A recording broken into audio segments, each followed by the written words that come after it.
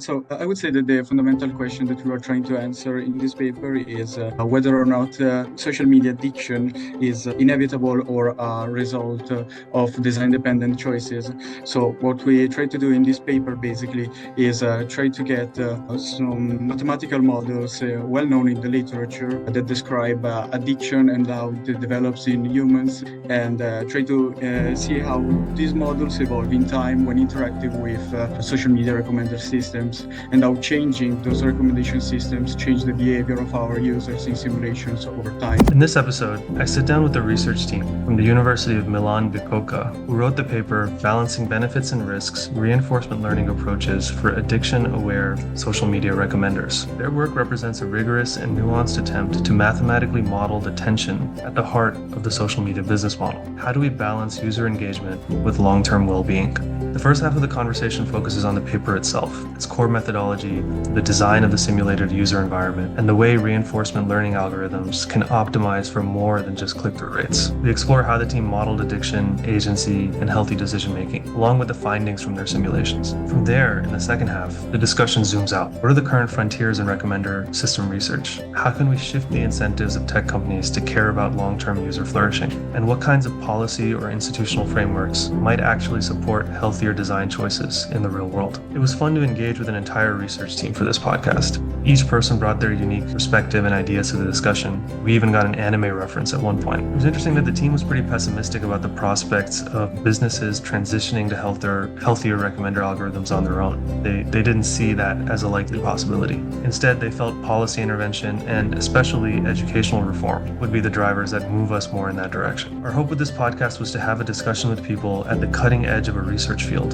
to sort of see what they're seeing and how they're thinking about their subject of expertise. We hope you enjoyed this discussion, and let us know if you'd like more of this kind of perspective in the future. Yes, so I am joined here today with a research team from the University of Milan Bicocca, and we're going to talk a little bit about a paper that they've published a little while back, but it is, from what I understand, has been influential in the space of designing healthier social media algorithms. And this is a space that we are interested in, particularly for the collection that we're curating on the attention economy. And so I thank you all for being here. I know you're all on holiday, and so we had to wrangle some schedules a little bit, but appreciate you all for being here.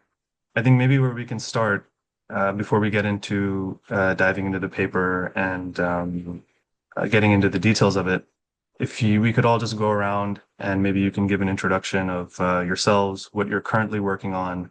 Anything you want to let us know about yourself. Maybe we can start with Dimitri.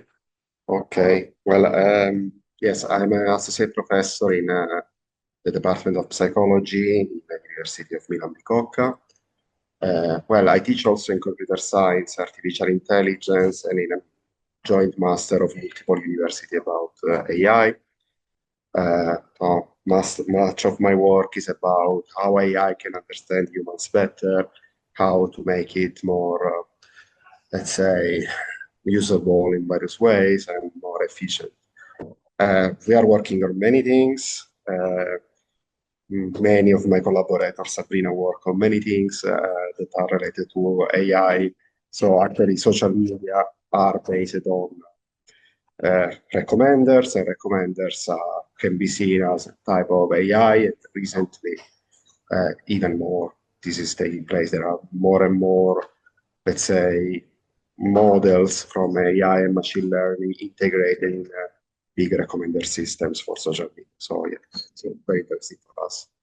I'm currently a researcher at the University of Milan Bicocca, and I am a computer scientist. I have also a philosophical background, and at the moment I'm working on several topics and related to human-computer interaction, essentially.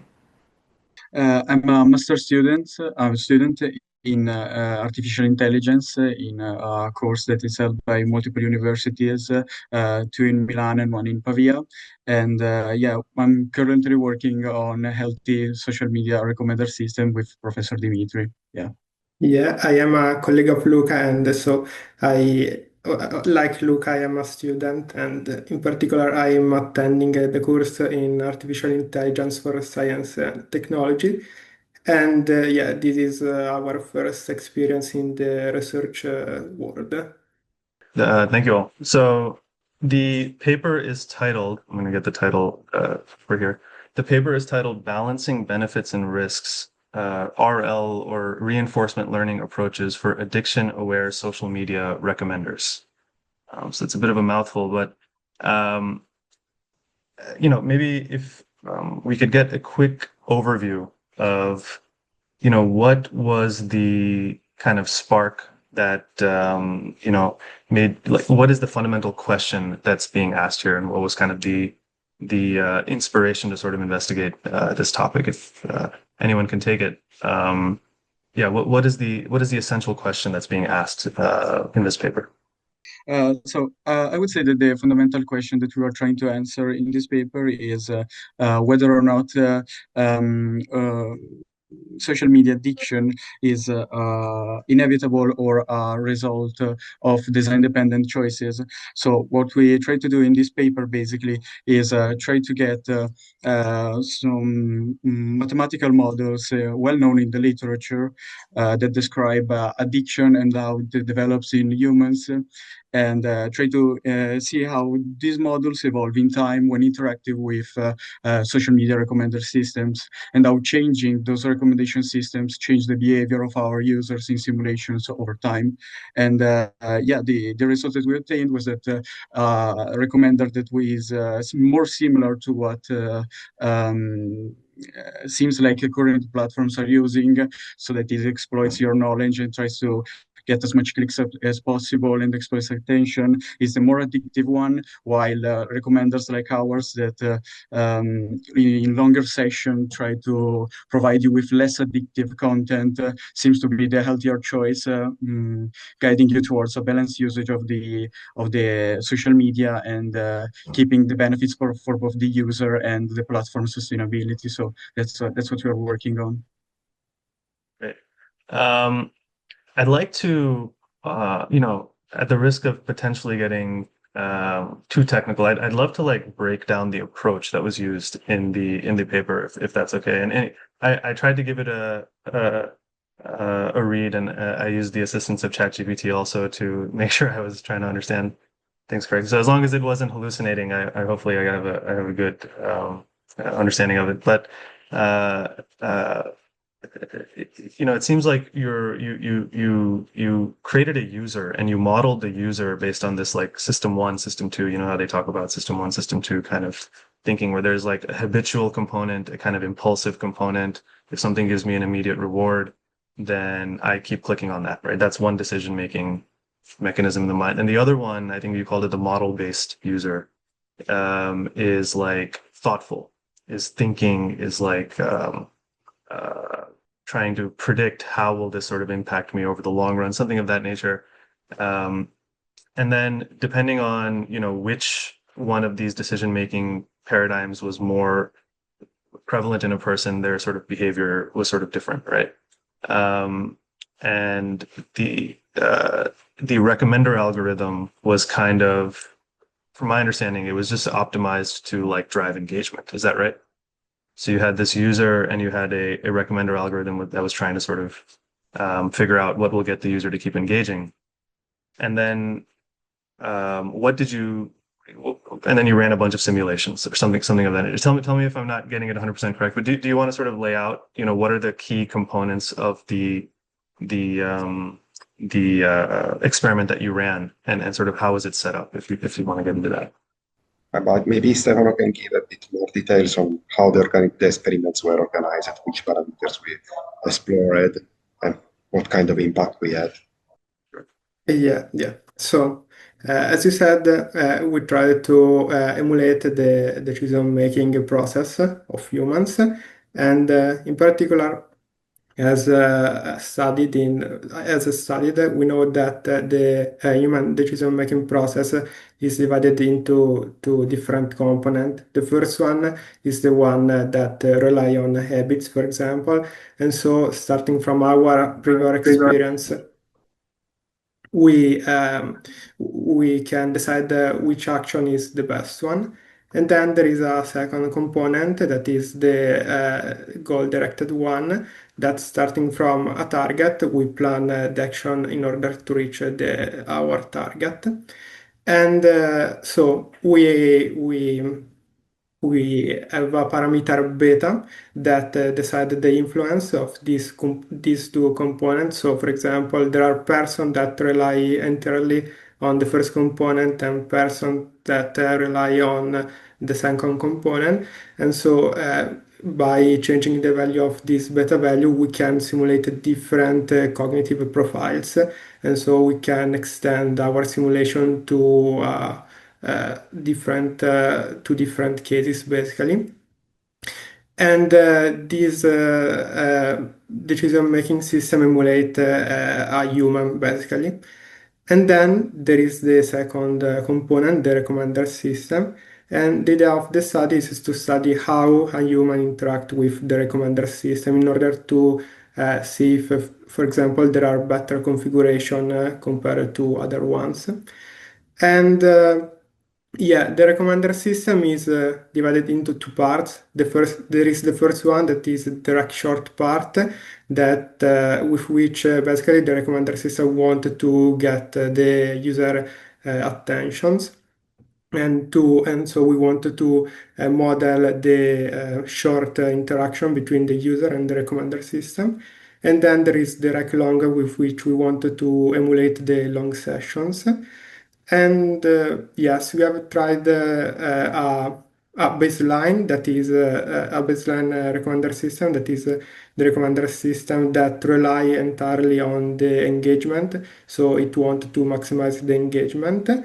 And from the simulation, we can see that doing in this way, we can obtain only agents that are entirely healthy or addicted. And then we have modified this recommender system in order to obtain a recommender system that first attract the agents inside it, and so propose a content that is very interesting for the user. And then it steer the user toward the quit of the recommender system. And so doing in this way, we can obtain a balanced policy. And so the user both use the recommender system, but at the same time can also execute an healthy action. And this is the fundamental key of our research. So just for clarification there, so there were two different types of recommender systems that were tried. Could you just quickly explain the difference between those two different kinds of recommenders? So we have a user, right, who is modeled based on, are they more leaning in like kind of habitual decision-making pattern, or are they more thoughtful and sort of try to think about what they're doing before they do it, right? And you can, as you said, you can model different kinds of users depending on, how much weight you give to which style of decision making. So there's that, and then you can tweak that weight, and you can test out different kinds of decision making patterns. But then there are also two different kinds of recommender systems that are being tested. Could you explain a little bit about what the difference between those two different recommender systems? Yeah, so the first version, as Luca said before, is the version in which we wanted to maximize the engagement, that we think this is the actual architecture of the platforms. And so both the short rack and the long rack wanted to keep the user inside the recommender system. And then we have our architecture in which the rec short wanted to catch the user, but the rec long doesn't want to keep the user inside the recommender, but wanted to propose contents that aren't too addictive, and so in order that the user can leave the recommender system before that it become too addicted. Okay, so there's one recommender system which you think is what's actually operating in the real world and messing up everyone's minds, which that's me saying it, but which is keep you in the app as long as possible, drive up the engagement, and then they can get whatever advertising dollars, whatever it is. but maximize engagement. That's one recommender system. And the other recommender system is actually wants to capture you, but is actually trying to figure out, are you displaying addictive tendencies, and then is actually trying to maybe recommend that you leave the app. Is that right? Like, what would it do when it captured that you were displaying some kind of addictive behavior? What would that recommender system do? Yes, maybe it can start to propose some content that isn't so addictive for you, and so after just some content, you can leave the recommender system, I think. But I don't know if Luca want to add something. Yeah, no, that's exactly the idea. So basically, in long sessions, the user should get like nudges to leave the platform and get content that is more useful rather than addictive. You could think about like infographics or stuff like that, so that you leave the platforms without a feeling of guilt and anxious and stuff like that, but with a feeling of yeah, and this was time good spent and not wasted.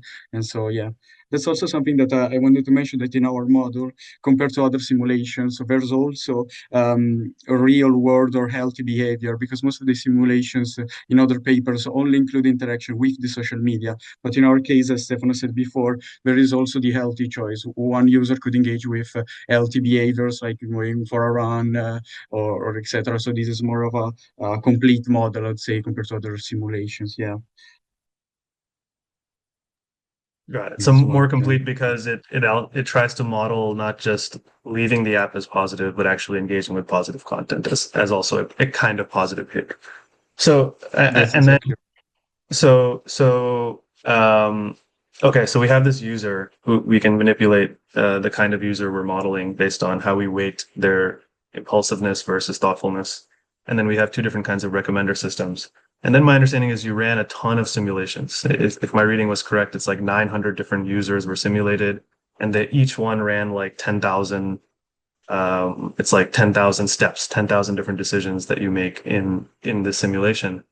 And then we don't have to get into this, but you also, I think there was something called MBUS, which was like the modeling how thoughtful the user actually is. So some users might be thoughtful, but some users might be very thoughtful, and so you have all these parameters, right? And so you ran a bunch of iterations to then see under what conditions do we get more addictive behavior, under what conditions do we get less addictive behavior, something like that, right? Is that correct? So what did you find? What conditions produce more addictive patterns in users? What conditions produce less addictive patterns?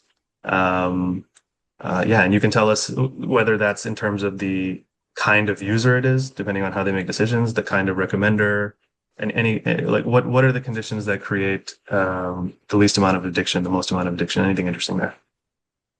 Yeah, what did we discover is that, as you would expect, the more the impulsive user is, the more it's likely that he will get addicted to the platform faster. Rather, the more thoughtful users tend to explore the social media and then leave it, and they prefer more healthy behaviors, as you would expect. But the cool thing with the design that we implemented is that even more thoughtful users, some of them develop a balanced usage of the platforms, because they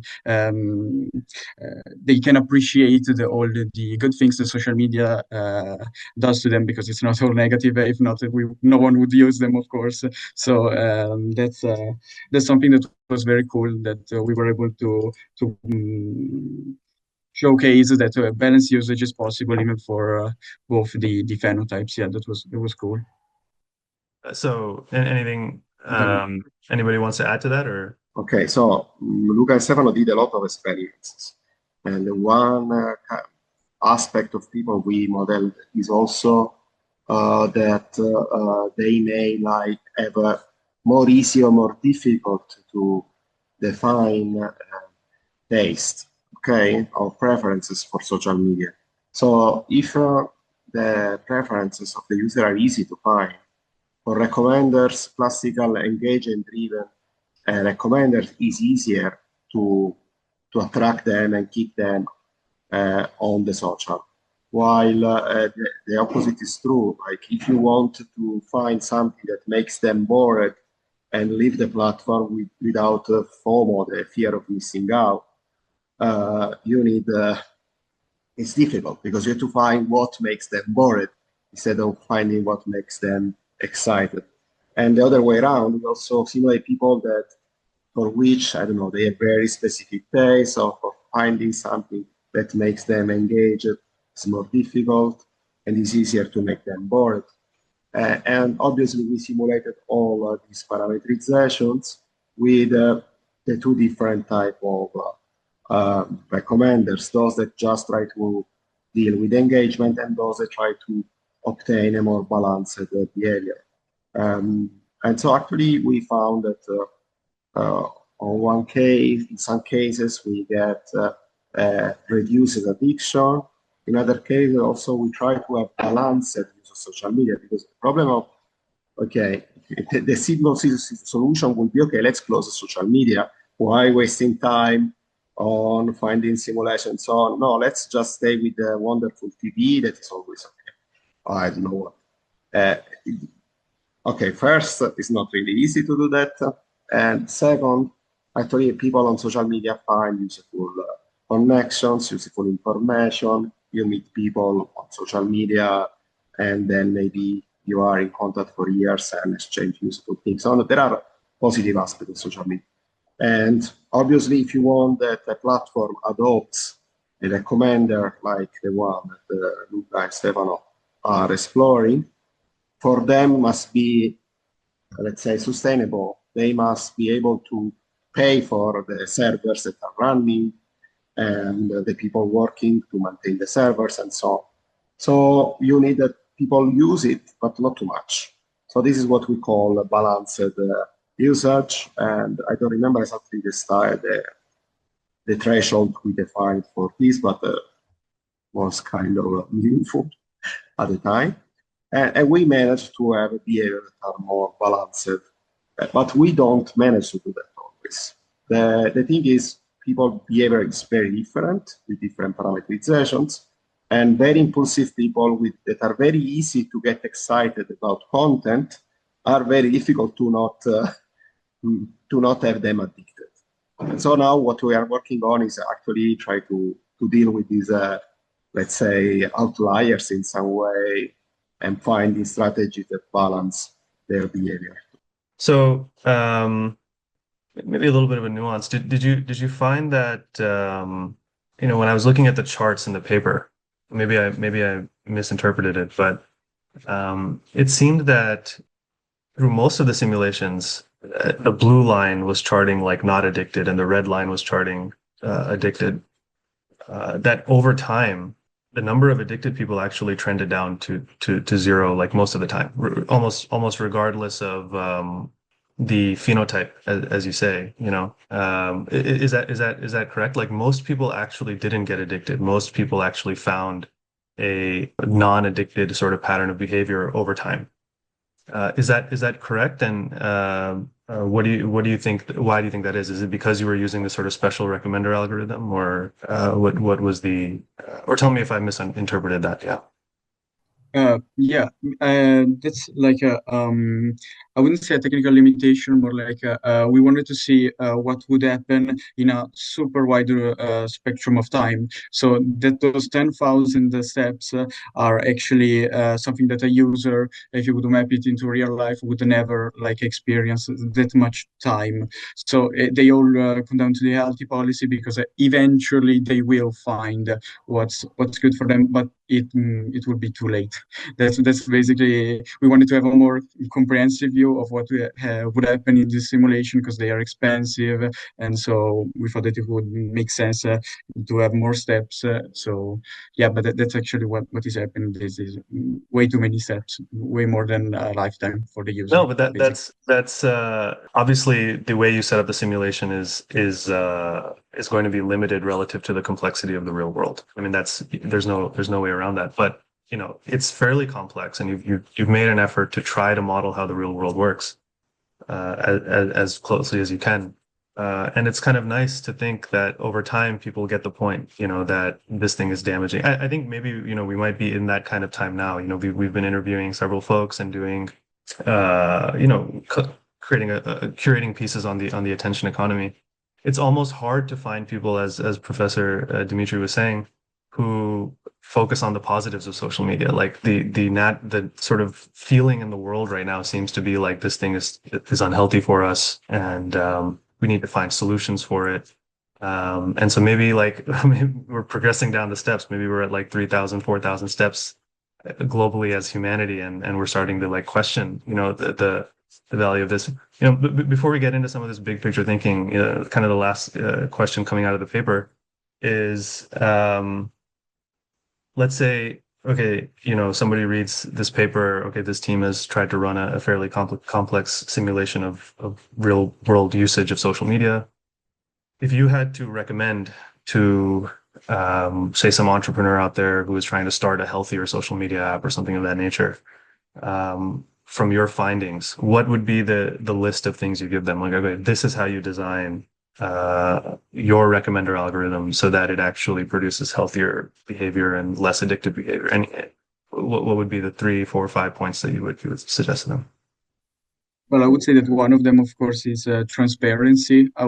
Being able to recognize why I'm seeing such contents would be definitely useful for a user. And maybe another good thing would be something like filters, being able to select how much of a certain content I'm being exposed, because that's actually something that is not happening. You're not able to set up this kind of things in your Instagram or other social media apps. You can't actually select or filter how much content you want of a certain kind. So those are the 2 points I would say that I would like from a healthy social media platform.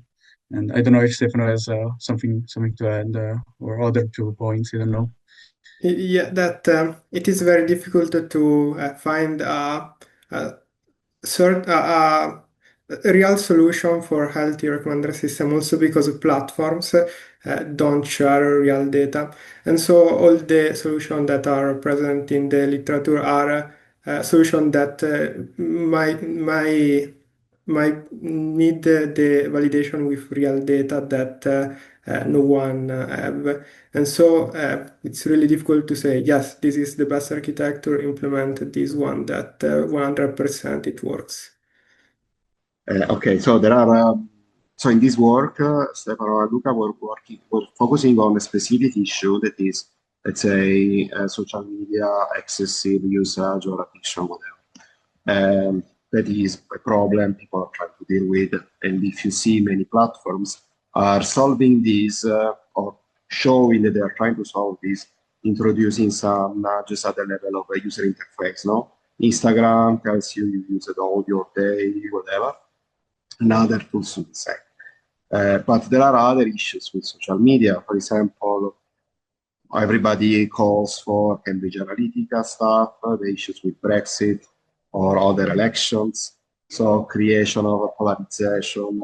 We worked on that too in another paper some years ago. And again, trying to deal with a recommender system that tries to avoid this kind of issue is not easy. Actually, there are recent papers showing that it's not easy at all. It's a very recent, like a couple of weeks ago, I think. We know that we tried various things, but an objective usually that we proposed in another paper some time ago too is that a recommender system should actually try to optimize multiple objectives at the same time. One objective is reduce addiction. Another is reducing, for example, Buddhism. Another, you actually may think about the recommender system as an AI with an objective, and you define as the designer or as the governance what are the objectives, and this should be known to the population that are using this social media. So at the moment, okay, till now, practically they were doing whatever they want. There was a discussion recently about how they do this on their own platform for their own gain, and so there was a bit fight between a couple of these people. No? Actually, for many of the other media, people have a voice on what should be the reason of how the social media is managed, no? Or the media is managed. For television, usually there is a national-wide TV that has a kind of political weight and is kind of regulated. And the social media don't. They actually respond only to their owners, no? And so there are multiple objectives, multiple issues that they can create. And it is important that the recommender system tries to deal with all of them and try to decrease this. And obviously, it's not an easy issue. People are complex. Even in the model that Stefan and Luca work, it is very, like people with 10 neurons, more or less. The most complex model is people with 200 neurons. So it's very simple. And already we have very complex dynamics. So it's not easy to create a recommender system like that, but recommender system can learn to do this from models, from complex interactions. And so, but it is important that at least you put the right objectives, what you are trying to do. If you are only trying to maximize engagement, that can be nasty in some way. So, like social media in the end is kind of a nervous system of the society. People interact a lot with that, and you want a healthy nervous system. Right. Yeah. Not just a nervous system that's like maximize dopamine at all times. That's probably not going to lead to a healthy body. So what you mentioned, less addictive was one objective, and then I couldn't catch the second one. You mentioned the second one also. What was that? We worked on balancing engagement and polarization. So reducing polarization. Engagement and polarization. Yeah, yes. Totally. Yeah. And how would you measure polarization? How does the recommender algorithm figure that out? In that case, we were actually measuring. There are measures for polarization over the network, and we were measuring those and see how different balance of recommendation will keep engagement and polarization. So how they will be balanced from the parameters. So you can kind of figure it out based on the words that they use and things of that nature. Like you can figure that out. Okay. Yeah, or actually they put a lot of like on one thing and dislike on other things. Right. You can see that part of the population is really, I don't know, for white, and the other population is really for black, and then they split and they don't talk anymore. And if they don't talk anymore, there is no way to take a good decision together, no? Yeah. You end up in different restaurants. Totally. Yeah, that is what happens, isn't it? I'd love to get into this a little bit, since we're already on the subject of what is actually now at the cutting edge of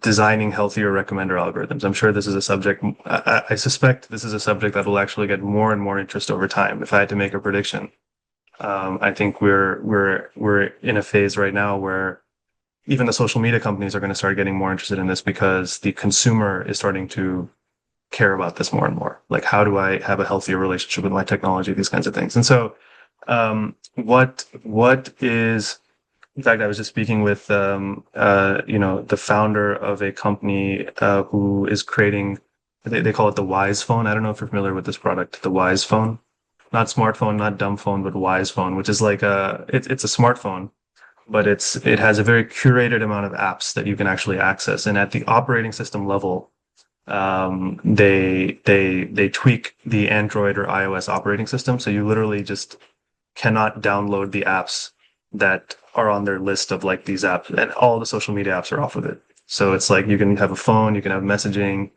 you can have a calculator and all these other, there's like a list of 1,000 apps that they've like approved, and then a whole bunch that they say you just can't get it. And there's no hack because we've tweaked it at the operating system level.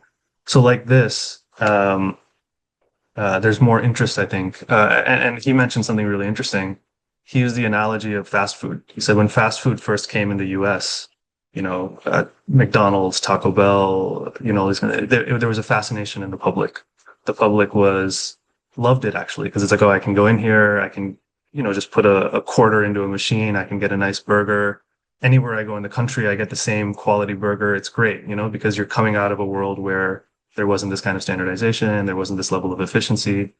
But then after some time, people start to feel like, okay, this thing is actually not good for me, you know? And then you have an evolution in the consumer behavior patterns, and then new businesses are able to grow as the demand profile changes, right? And his belief is like the same kind of thing is going to happen with social media and our devices and things like that. So long story short, I'm sure there's a lot of interest in even among social media companies in how do we design healthier recommender algorithms? How do we design healthier interfaces, things like that. Maybe we could just go around since you're all researching in maybe slightly different areas, but you can tell us some of the things that you're seeing in terms of what is at the cutting edge in terms of creating healthier social media experiences. So I think that at the moment, as you said, the trend is like shifting from keep people longer on the screen to keep people healthier. And some of the interesting directions are at the moment like recommenders aware of the well-being of peoples. And I think that this is a core point because in general all these systems must behave optimizing something. So the point I think is optimize the right thing in this context. So not just clicks or like watch time, but well-being, but optimizing well-being is something really complex because it is also like a philosophical note, I would say, because what do we really mean with well-being? It's not just, of course, I think we can all agree that it's not just dopamine spikes or pleasure of the moment. So a lot of philosophers, of course, have wrestled with this topic. And for example, I can recall Sen, the economist, and the philosopher Nussbaum, that argue that well-being is about what people are able to do and be. So there is also the concept of agency that is related to the transparency that we mentioned earlier. And so it's like having the real freedom to act informed and with in autonomous way. And so it's about the capability that people can have. So this is an interesting direction, and I would say that I see this in the in the community, in the among philosophers mostly, but I don't know how can we can actually insert this topic from the point of view of like business plans and so on, because of course those things at the moment I'm not aware of systems that are like actually used by people that are not related to this kind of optimization. So your time, I need your time. More time you spend on this platform, more I obtain some kind of reward. So of course there is interest, but in practical terms, I don't know really the situation. I know that there are the laws that are trying to keep up with the progress, and I think that most of the work should start from there, from regulamentations and so on, probably. I'm not so optimistic about the future, so I don't think that this thing is going to regulate itself, let's say so. Totally. Yeah. No, I I don't mean to say that we'll all suddenly become enlightened users of our devices. Just that the interest in that is growing. If you kind of, we're all hypocrites basically. We all complain about our devices and then we can't get off of them. Is where we're at right now.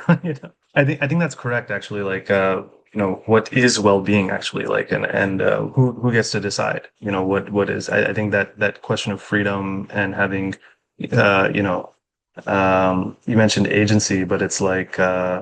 Where's the balancing act in terms of the social media company stepping in and deciding, okay, this is the kind of healthy content I want to feed you, which is going against your usage patterns technically, and who gets to like, there's an element there that I'm sure could become part of the debate.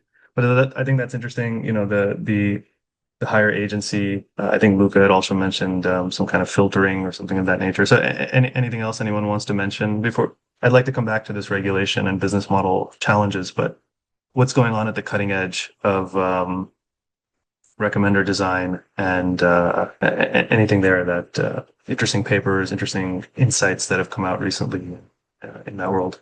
On a more technical point, I would say that something very cool that we saw published in the few days ago was that, as Stefano mentioned earlier, trying to design healthier recommender system from the outside out is a real challenge because we don't have real data and we can't do interventions and see what the results are.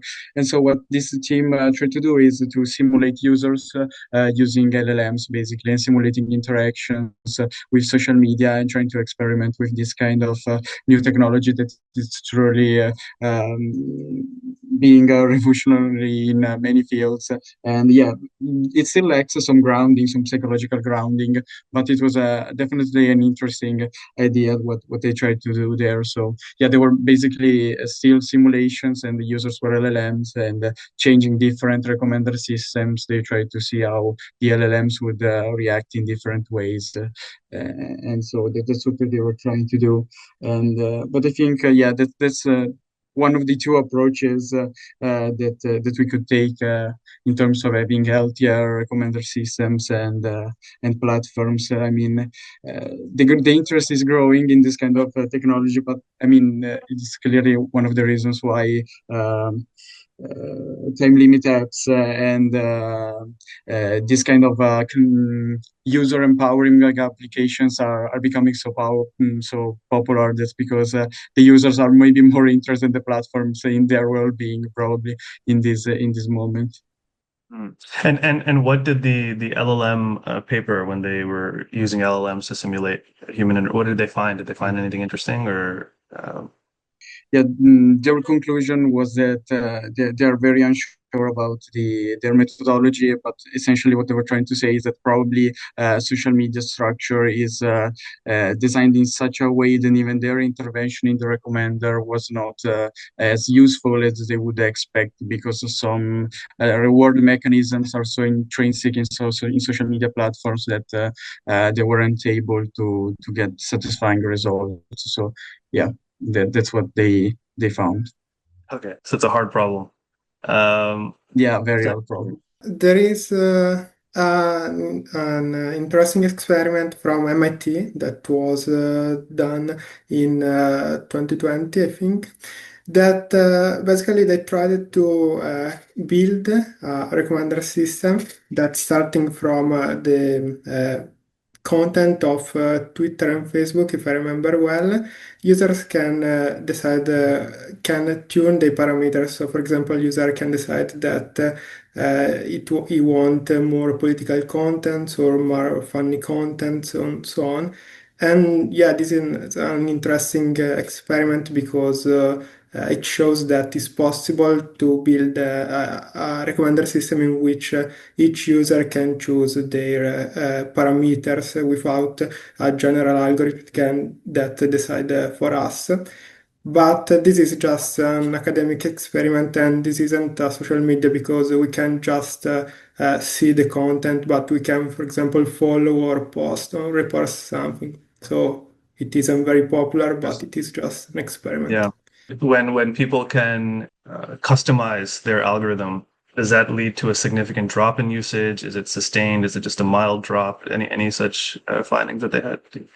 If you know, I don't know if the paper has No, that or not. I don't know, but maybe Dimitri Okay. knows something. Because that's what I Um, would imagine the critique would be, right? Like, okay, you can customize it. Now it's healthy for you, so you use it less, because fundamentally you're less Yeah, you're hooked to it. And that goes to Sabrina's point and her lack of optimism about the businesses changing themselves. I was curious, but that's very cool, the idea of like being able to customize your own algorithm. yeah, Yeah, Professor Dimitri, if you had. no, yeah, this is why we try to do the other work, try to balance engagement and polarization and things, because exactly if you don't, if you get healthy only content, if you choose the perfect filters that are healthy, we are worried that the platform owner would be worried that there would be not enough engagement. So that was what we were trying to do in the past. But I don't remember what they did. The name of the project is Gogo, if I'm not wrong, from MIT. And actually, this was a interface. It was getting the data from your social media, and you could select how to re-rank them, how to filter them, and was giving. But actually, they were trying to have people to use this, but I don't know how much data they had. If they had the people using only this for enough time, because this is the problem.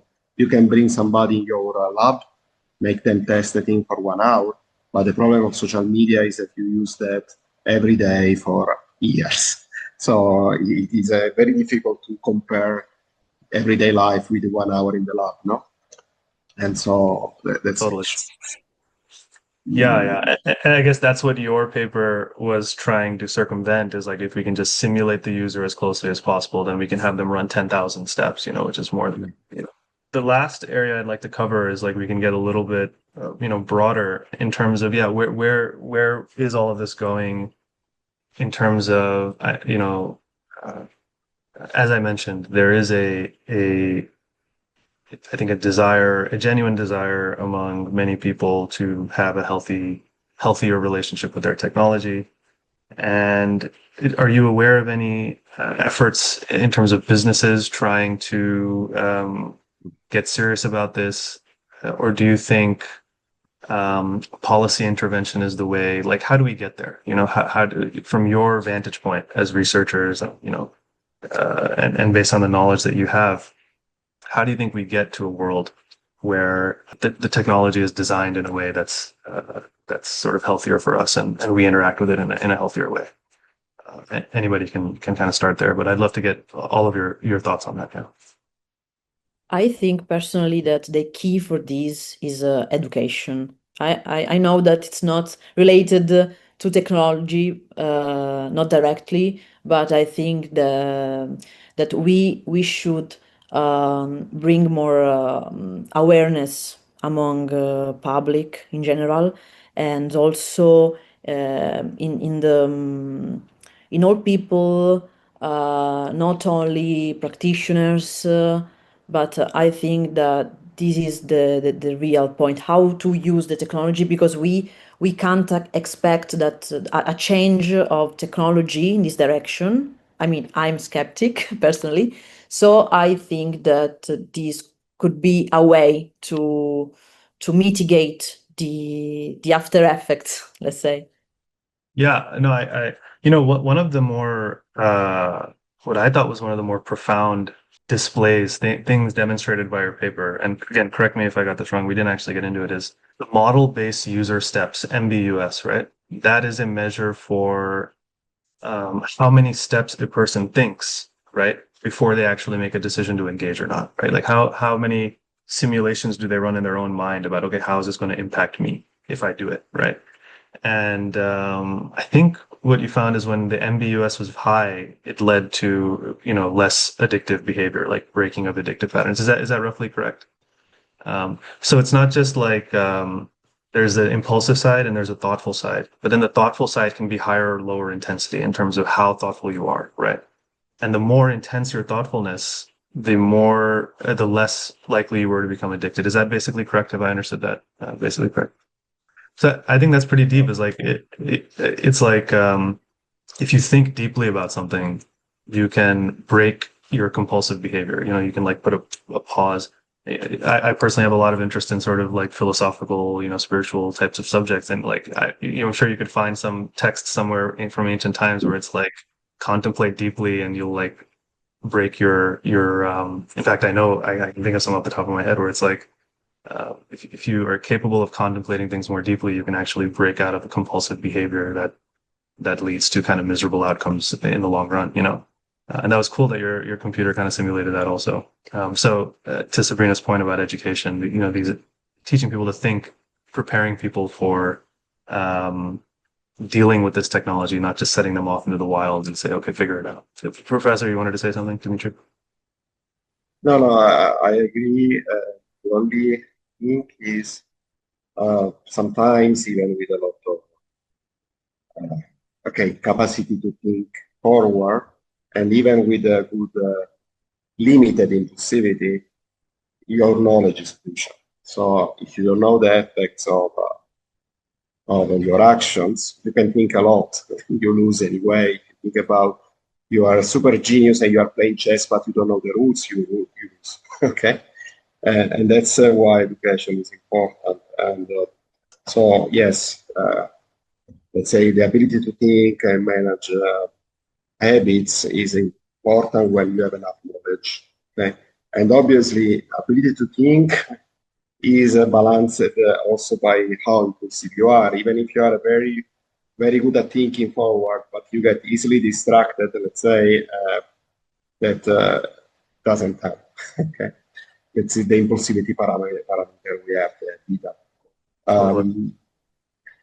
So there's like three variables. There's your level of impulsivity, there's how thoughtful you are, and there's how much knowledge you have about the consequences that an action could create, right?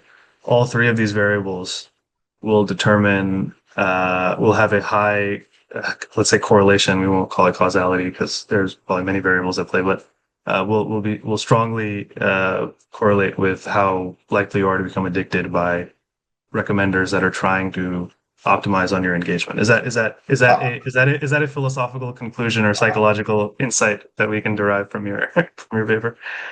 Well, I think there are at least those three. At least those three. At least those three. Yeah. Yeah. Totally. There are many others probably, but this is what we were playing with at the moment. Yes. And just for, I think you actually simulated lack of information in your, you had like the misrepresented environment in your paper. So if anybody listening is interested in the paper, it was also simulated of like, how do you behave if you don't actually know what leads to a healthy state of mind? If you just don't have that knowledge, you can be as thoughtful as you want to be, but it won't be as helpful. Is it something like that? I think that's what you're referring to. Yeah. Yes. Anything you want to mention in terms of how do we get to a world of healthier relationship? Do you think it's a policy thing? Do you think businesses will evolve? Or do you know of any efforts by businesses to try to bring this into their?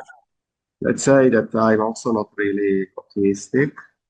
And actually, I'm happy of the points you are providing from other point of views, like this company that tries to create this wise phone, because Europe is trying to regulate. For example, they come up with a ESA Act to manage also social media. There is some procedure to do, but they are just starting now practically to regulate and audit recommender algorithms. But regulations stay there till there is political support and till there is economic support. And nowadays, things are changing.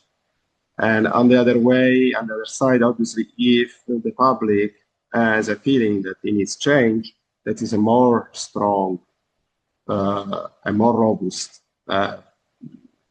way to go, but may not get there because what people need is also coming from what they see on the media now. And the point is how many people want to change, and also education. Education comes also from what they are told. For example, in one of the projects, I'm putting in the chat a link. We were actually working on this, integrating education in social media to educate people about social media usage and achieving well-being. And the big problem in social media is not only knowing, okay, social media hurt me, but actually people hurt other people on social media. No, you can bully other people, you can spam, put misinformation. Like you can be really, really thinking you are enlightened, and then you spam people with all this fake biologic food that is not really healthy and actually maybe is not really biologic and anything. And because you don't know. Uh, Knowing the impact of your action on social media in the end is a society. So there is an algorithm that is very powerful because it connects everyone, knows everyone, and decide what everyone sees. But he only decide to show you something if somebody else put it there. Okay? At the moment, they are not generating content. This is now they can if you put generative AI together with the recommender, but I think we are not there yet. It's a very easy thing to try. But at the moment, what you see from social media is what other people put there. So it's important that people know about the impact of their actions, how the other people feel, and yes, they need to understand how to interpret what they see. There is a lot of issue, for example, misinformation, but there is the issue with body image. People are exposed to content that is not really easy to achieve, and sometimes it's not really healthy. But they feel bad because they compare with these unrealistic objectives. So there is need of education for using social media because you have a responsibility and you can get affected. So yeah, it's very important. And so do you think maybe just in the school curriculum itself, like this is a subject that should be taken on or something? We did some programs for social media literacy in Europe with project was with the UK, Spain, Germany, and Italy, I think. I hope I don't miss anyone. And yes, we were doing this in school, and apparently there was some impact. The problem is evaluating the real impact of education. It's not easy. It's like you teach something to a child now, and if he forgets it's not easy, Same thing of drugs. If you're talking of addiction, same thing of drugs. There was education about drugs in school. Yeah, totally. You can only do your best, and everybody lives their life. Everybody has their path, kind of thing. Yeah. Anything, Stefano or Luca, any thoughts you have in terms of where is the right place to intervene in order to create a healthier dynamic between our social media and the users? Yeah, I would say that we are in the generation that it's in between those phenomenons, because I can remember people coming to my school and trying to educate us about social media usage and stuff like that. And and states we're now working on social media and having healthier recommendation systems. But I would also say that those meetings definitely helped me, because I remember during high school, they were fundamental for me to discover new passions, get to know new stuff, explore, have curiosity about the world, about research, science, and so it's definitely social media is definitely a resource that should be we should be educated about, and regularization should be a part of this, but too harsh regularization, in my opinion, could lead to other consequences that are not in the right direction, in my opinion. So yeah, bans or stuff like that, I'm not so pro to that. Yeah, I don't know if Stefano wants to add something to this double experience of being both teenagers and researchers in this field. Yeah, I agree It's like you guys had your fun with it, and now you're trying to stop the kids from having their fun. Yeah. Go ahead, Stefano, if you had anything to say. No, I think that the most important thing is the education, as Dimitri and Sabrina and you agree. Because if society from tomorrow, for example, start to require more ethical, more in general healthy recommender system, that also advertisers started to push money on this recommender system, and so also the big companies started to develop more and more healthier recommender system. And so yeah, I think that it's all about the education and what the society require. So it seems like it seems like the one entity we didn't mention at all are the businesses themselves. We have no hope for them. It's like either education, maybe a little bit of regulation, but that's interesting. Yes. Well, you were saying that the public wants something, so Yes. company does do what people want. So I think Totally. that's Yeah. a good point. Yeah. One thing we were saying some days ago that so the issue with social media compared to other, like what you were saying before, McDonald's and other fast food, no? Fast food, I yeah. remember when I went the first time I went to UK, there were only McDonald's and some Burger King. Okay. Yeah. And then now you go to London and it's difficult to find McDonald's. There are Yeah. many fast food, many chains, but they are like more healthy, more something, more I don't know. They specialize it and so on. So actually, this was a response I think the public needs.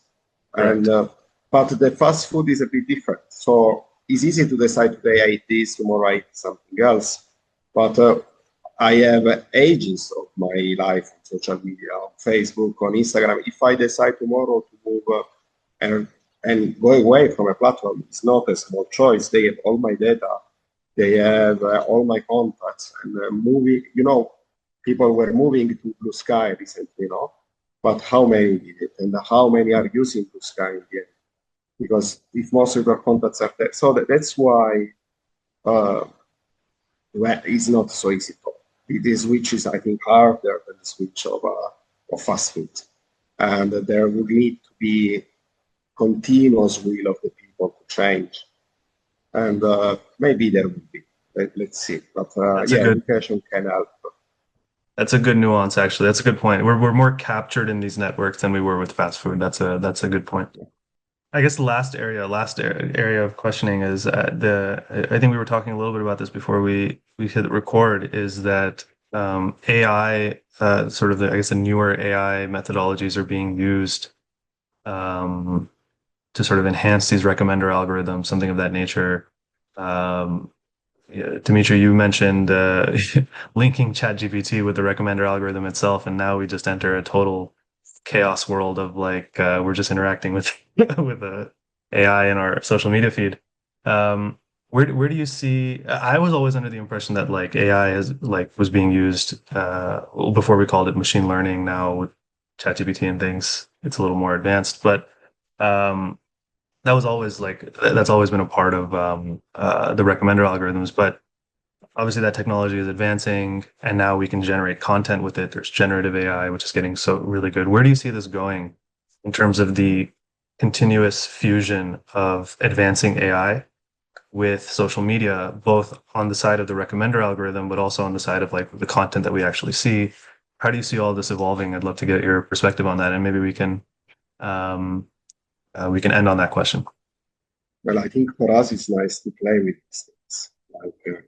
So as a scientist, when you see an idea, actually this was something that is on the list of projects for students that want to graduate for a couple of years, and nobody risked to try this project yet.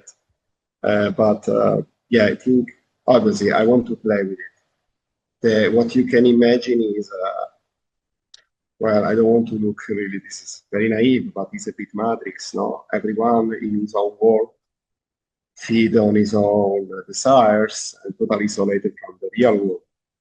This can be what you see.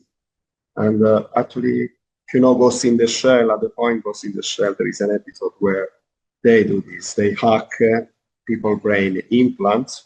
So everybody thinks they are in the perfect world, and they are doing their job to keep the world perfect while it's a mess. And they don't know. Ghost in the Shell is actually very good for I don't know which season this is. What show is this? I didn't catch that.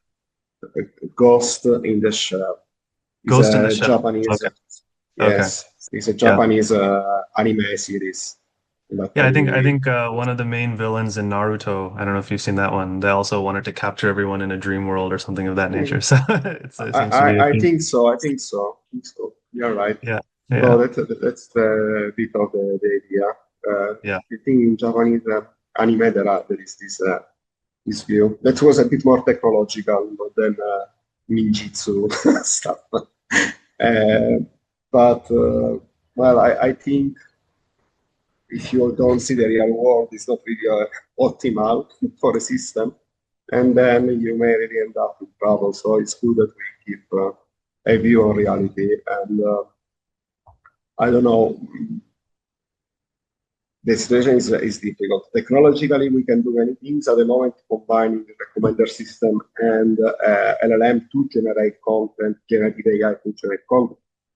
Is not really easy to do because it's too expensive. No, to generate an image, to generate text, it takes time. Recommender systems are much faster. So, for example, now LLM are used to select what the normal recommender suggests, and they choose between 10 elements, while the classical recommender choose between billions. Not to generate code, just select. Yeah, the future is full of options, and but that's the closing statement of Ghost in the Shell. Actually, you should watch. Okay, good. We'll have to check that out, the TV show. Yeah, Sabrina, any thoughts on your end? AI and social media, where is it going? I don't really know because I agree with Dimitri. And I think I have nothing significant to add to his view. I mean, we don't really know. I see a lot of directions, and they are like all equally likely. So I really don't know. Fair enough. Luca, any thoughts on your end? Or anything you've seen that's interesting to you on this at this intersection? Something that I read recently was that most increasing number of people are using social media or LLMs as therapy sessions, and they're using this to diagnose mental health problems, and that's definitely an issue that scares me in the in closer time range rather than it becoming the matrix. This feels more scary to me because LLMs definitely have a tendency to people please and keep giving you nurturing you, saying, oh, you're right, but that's not actually how change happens most of the times. So that's not growth, that's not healing. So yeah, that's definitely something scary that I saw recently. But yeah, I don't know if Stefano has something to add on this. In general, I think that the situation with generative and AI and social media can worse more and more because, for example, misinformation can find a good path in order to go into society because, for example, as a study demonstrated, we can see that the posts with misinformation that, for example, are really extremist catch the people's attentions, and so we can have problems that nowadays aren't a real problem or are small problems. So we need more study, and that's. I can add one thing. More. Yes, please. If you could just come a little bit closer to the screen also, that would be helpful. Yes, so just I want to say this. If I think what I see at the moment in society is that there are two threads. In some way, people also are trying to reject technology. In some cases, even reject science. And on the other side, there are people getting more conscious of the situation. And also on the other side, technology is helpful. Many things we want to check, many things we want to learn without internet and now without AI will take much more time to learn. When I was learning to program, I had to get books about assembly brought to me by a friend somewhere that will do the Xerox, the copies, no? And now yeah, if I want to learn anything, it's very easy to play with it and find information. And this is true for many things. For a travel, if you want to organize your holidays, everything is easier. And so there was Dan Norman. I don't know if you know this guy. That was one of the founders of user-centered design, user experience, and so on. He was the vice president of Apple for some time, I think, or something like that. He's saying mostly the things that are easier take the place. People get used to that. Obviously, there are also, I think it's the other way around. People can take very painful ways just because it makes their ego good. So that there is this threat. Technology can help in one way or the other, can also help you to get totally lost, but can help you know more and solve real problems and so on.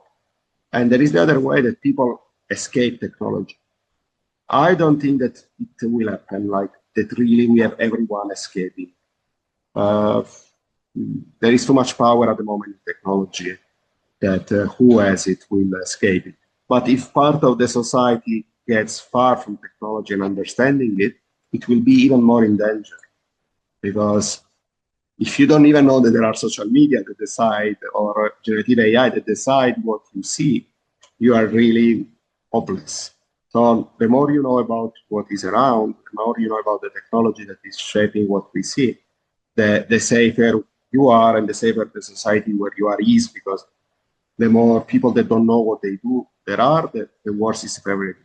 No? The more dangerous it is to have these people around. So people must be informed of technology, must be informed of what they can do and the effect on society. And I hope it is voicing that way. Totally. Yeah. You can't pause time, time is moving forward, and the way of life of the world, these become part of the modern way of life, Yeah, some people wanted to like hope that it can go slower, other people are, the accelerationists wanted to accelerate, and all this kind of, we debate about the pace of it, but probably to stop it would be very difficult because a lot of power accrues. And to your point, Professor, I don't think I would have been able to like understand, grasp your paper if I didn't have ChatGPT. And I don't know to what degree I've grasped it, but to whatever degree I did, if I didn't have ChatGPT helping me out, like, what does this word mean? And then it says, that's a wonderful question. What a great insight. That actually feels nice. It's a little bit of encouragement, I know, to Luca's point. But when you're just trying to figure out what's going on here, there's also a value in that. But anyway, that's just a joke. But it was very helpful for me in understanding the paper, and so I could almost experience the accelerated learning that can come from it. At the same time, you can reinforce people's delusions, and we've seen some examples of that have been caught in the news of people just having kind of psychotic breaks because it's reinforced. So, yeah, we don't know where it's going. It's an interesting time. Thank you all for your time. This was very interesting, and appreciate you taking some time in your holiday to talk a little bit about your work. Thanks for inviting us. Yeah, thank you.